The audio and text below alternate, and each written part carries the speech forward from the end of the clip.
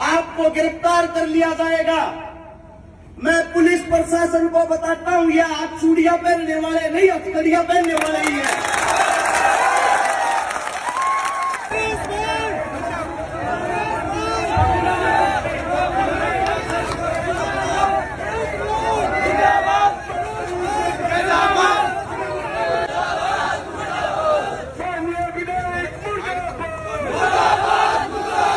अरे सिकारा जिंदाबाद, इनकलाब जिंदाबाद, अरे सिकारा जिंदाबाद, समाज सेवी एकता जिंदाबाद। सबसे पहले हरियाणा से आए हरत शिकारा की, जो यहाँ मेरा परिवार बैठा है, अगर मेरी जुबान में बोले आप सभी के चरणों में राम राम, आपकी जुबान में बोले अस्सलाम वालेकुम। अब आप सभी साथियों से एक विनती है, मैं भाषण नहीं देता, मैं हकीकत बताता हूं। उस हकीकत को गौर से सुनना है और सुनने के साथ साथ उस पर अमल करना है। राजस्थान पुलिस की आज चेतावनी थी, अगर आप राजस्थान में आए आपको गिरफ्तार कर लिया जाएगा। मैं पुलिस प्रशासन को बताता हूं, ये आप चूड़ियां पहनने वाले नहीं, हथकड़ियां पहनने वाले ही हैं। दूसरी बात, जो हमारी पुलिस प्रशासन है वो हमारे इन्हीं बुजुर्गों के बेटे, इन्हीं बुजुर्गों के बच्चे हैं। कम से कम अपने परिवार, अपने काका ताऊ की इज्जत और मान सम्मान करना चाहिए, क्योंकि जो सरकार है, सरकारें आएंगी जाएंगी, आपके पिता काका ताऊ यही रहेंगे। ये समाज इनसे है, सरकार से नहीं। राजस्थान की जब राजनीति देखता हूं मुझे हंसी आती है। ऐसा लगता है जैसे जीता साड़ी का खेल चल रहा। पहले साड़ी ने आपको 5 साल लूटा और कहा जीजा जी कुर्सी पे आइए, अब आप लूटिए। मैं आप सभी साथियों को बता देता हूं, लड़ाई लड़ने से पहले यह पता होना चाहिए लड़ाई जीती कैसे जाती है। क्योंकि आप बार बार कहते हो बात करने के लिए बुला रहे हैं, बाप जी बात करने के लिए बुला रहे हैं। हम जो पट्टे की बात कर रहे हैं, अगर हमें लड़ाई लड़नी आ गई, बाप जी के गले में पट्टा घाल के इस चौक पे हमले करेंगे।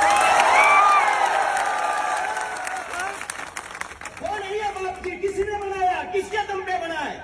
आप लोगों के दम पे।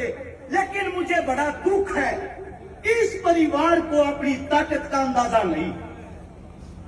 आप सभी को बता देता हूं, कम से कम अपने बुजुर्गों को याद कर लो, आप लोगों को अपनी ताकत का अंदाजा हो जाएगा। जब शहीद आजम भगत सिंह, चंद्रशेखर, पंडित राम प्रसाद बिस्मिल, अशफाक उल्लाह, जिनका भी जिक्र था, छोटी छोटी बातें बताता हूं। जिस वक्त जनेऊ धारण करे हुए थे चंद्रशेखर, भगवान के नाम लेते थे, भगत सिंह पिस्टल निकाल के खड़ा हो जाता था। कभी पीछे से कोई गोरा लोग मेरे भाई पे पीछे से हमला ना करते। जिस वक्त अशफाक उल्लाह 5 वक्त की नमाज अदा करते थे, पंडित राम प्रसाद बिस्मिल बंदूक तान के खड़ा हो जाता था, मेरे भाई पे हमला ना हो जाए। जब दोनों जेल में एक साथ का कोरी कांड में बंद थे, आप सभी को बता देता हूं, पुलिस प्रशासन गिरफ्तार करने के बाद हलवा नहीं झूठ देती है। और उस राम प्रसाद बिस्मिल का 2 वक्त का भगवान का नाम लेने का जब टाइम होता था, उस टाइम उसको जानबूझ के परेशान करती थी पुलिस प्रशासन, गोरे लोगों की, अंग्रेज।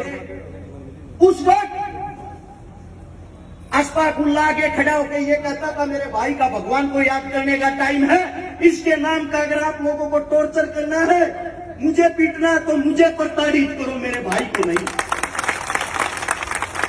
जब अशफाक उल्लाह उस थाने में, उस जेलों में 5 वक्त की नमाज अदा करता था, उसके नाम का राम प्रसाद बिस्मिल कपड़े निकाल के पीटता था। यह होता था हिंदू मुसलमान का भाईचारा। तुम्हारे बीच में आ गए अंग्रेजों का जूठा खाने वाले लोग। 2 भाई एक ने कांग्रेस को पैदा कर दिया, एक ने बीजेपी को, और दोनों ने कसम खा ली, अंग्रेजों का झूठा खाया हुआ था। गुरुजी, गोरे अंग्रेजों आप चले जाओ, आपके सारे गुण हमने ले लिए, हिंदू मुसलमानों की लड़वा के बैंड बजवाने का काम हम करते रहेंगे। एक वक्त आप लोगों को बताता हूं, आप लोगों के दिल कांप जाएंगे, गारंटी देता हूं। लुधियाना के अंदर जब 1857 की क्रांति हुई, आप सभी साथी गौर से सुनना, आवाज नहीं आनी चाहिए। वहां का एक बहुत बड़ा सूफी संत था जिसका नाम था अब्दुल कादिर लुधियानवी। जो शाह अब्दुल कादिर लुधियानवी था,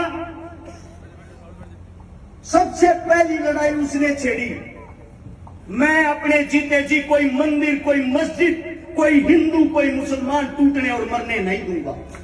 वो जब लड़ाई शुरू हुई, आप सभी साथियों को बता देता हूं, उस वक्त संत साहब की उम्र 66 साल थी। 66 साल में आप लोग बुजुर्ग हो जाते हो। 66 साल की उम्र में बुलावा आता है कि दिल्ली पे कब्जा होने वाला है, आप दिल्ली पे आओ। वहां से चलते हैं, खान साहब लुधियाना से दिल्ली आते हैं, अंग्रेजों के साथ लड़ते हैं। उनकी आंखों के सामने उनकी पत्नी तलवार लेके बुजुर्ग अवस्था में 65 साल की उम्र में अंग्रेजों से लोहा ले ली, और वो हमारी माता जी लड़ते लड़ते दिल्ली के दरबारों के पास शहीद हो जाती है। उस शहीद होने के बाद उसके टुकड़े टुकड़े उसके पति के आगे किए जाते हैं, ताकि इसका पति होश खोकर अंग्रेजों को गिरफ्तारी दे दे। और हमारा वो 66 साल का योद्धा सूफी संत दोनों हाथों से तलवारें चलाते हुए अंग्रेजों को गाजर मूली की तरह काटता है।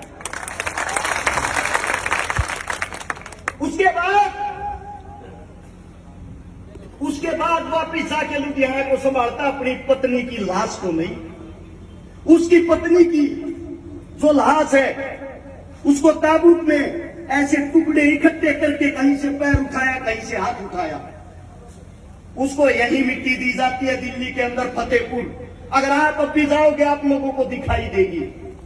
और यहां से जाकर 1860 में लुधियाना के अंदर हमारे उस सूफी संत का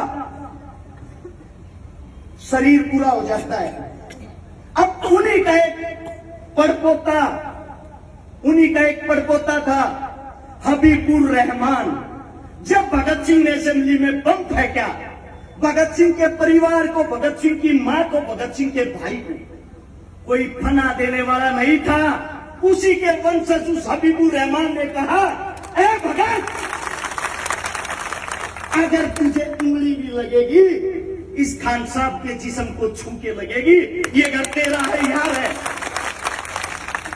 आज भी भगत सिंह के पड़पोते उस परिवार के साथ जाते हैं, उस परिवार के पास जाते हैं और हाथ जोड़कर कहते हैं, आप वो लोग हो जिन्होंने हमारी वंश वेद को बचा लिया। एक आज की दुनिया है, 2 टके के भाड़े के नेता चंद पैसों में 2-4 करोड़ में टिकट लेके आते हैं, माइक पकड़ा, हिंदू मुसलमान करना शुरू, और आप लोग उनके बहकावे में आ जाते हो। सबसे पहले जो आप लोगों के अंदर ये दूरी बनी हुई है, इसको खत्म कर लो। आपको हराने वाला इस धरती पे कोई नहीं है। और लड़ाई की बात आती है, अब लगभग, अगर मैं यहां देख रहा हूं, लगभग 3000-4000 साथी होंगे। आप सभी साथियों को कहता हूं, अगर एक जवान बच्चे का झगड़ा हो जाए, फोन करके 1 मिनट में 10 साथियों को बुला देता है। और ये तो झगड़ा आप सबका है। मैं आप सबसे कहता हूं, यही बैठे बैठे फोन मिलाओ अपने यारे प्यारे रिश्तेदारों के पास और उनको कहो, आज हमें आपकी जरूरत है। मैं गारंटी देता हूं, अगर आप 10-10 आदमियों को बुलाते हो, 30-40 हजार आदमियों की संख्या यहां सुबह हो जाएगी। और जो आपका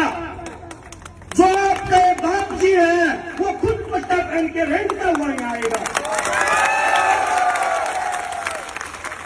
और रही बात डराने की, धमकाने की, मैं गहलोत सरकार को बता देना चाहता हूं, हमारे बुजुर्गों को पहचान लो।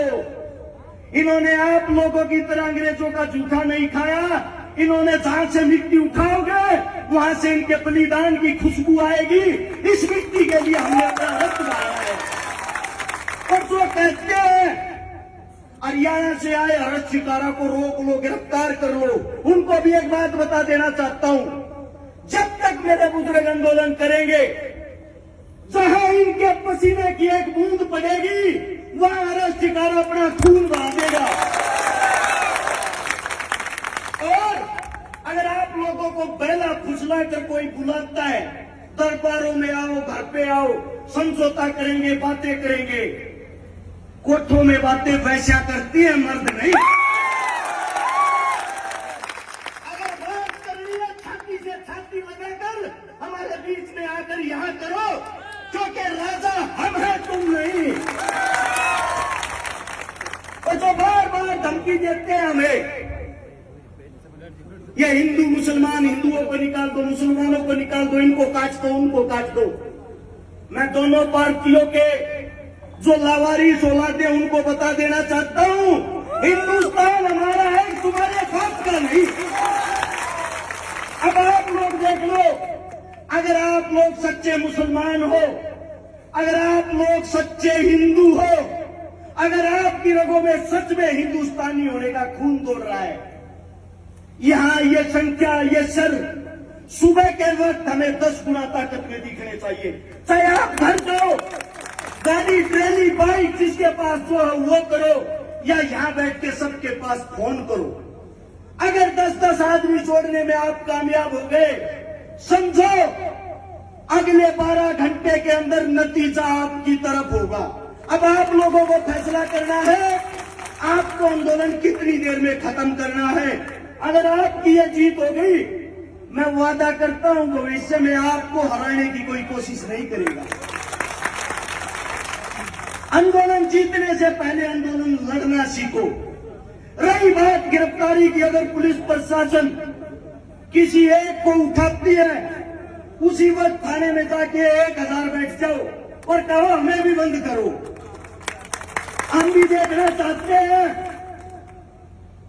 हम भी देखना चाहते हैं गिरफ्तारी देने वाले कम है या जेलें छोटी पड़ जाएंगी। आप सभी को बता दे रहा हूं, राजस्थान के अंदर इतनी जेल नहीं कि आप सबको बंद कर सके, और जब आपसे भी 10 गुना ज्यादा होंगे, ये कहां बंद करेंगे। इन बेचारों को तो अपनी ड्यूटी पूरी करनी है। मैं हाथ जोड़ के पुलिस प्रशासन से विनती करता हूं, हम आप लोगों का मान सम्मान इज्जत करते हैं, कृपया सरकार के बहकावे में आके झूठी दोष हमें ना दे, क्योंकि सरकार पट्टा लिखवा के नहीं आई।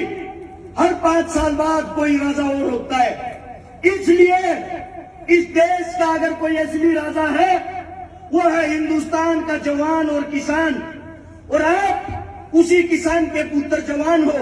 हम आपका सम्मान करते हैं, आप लोगों को हमारा सम्मान करना चाहिए। और इस लड़ाई में हमें पता है आप हमारा साथ नहीं दे सकते, लेकिन कम से कम डराने की कोशिश तो ना करो। अब आप सभी साथियों से मैं इतना कह के अपने अंतिम शब्द जो कहना चाहता हूं, अपनी जुबान को लगाम दूंगा।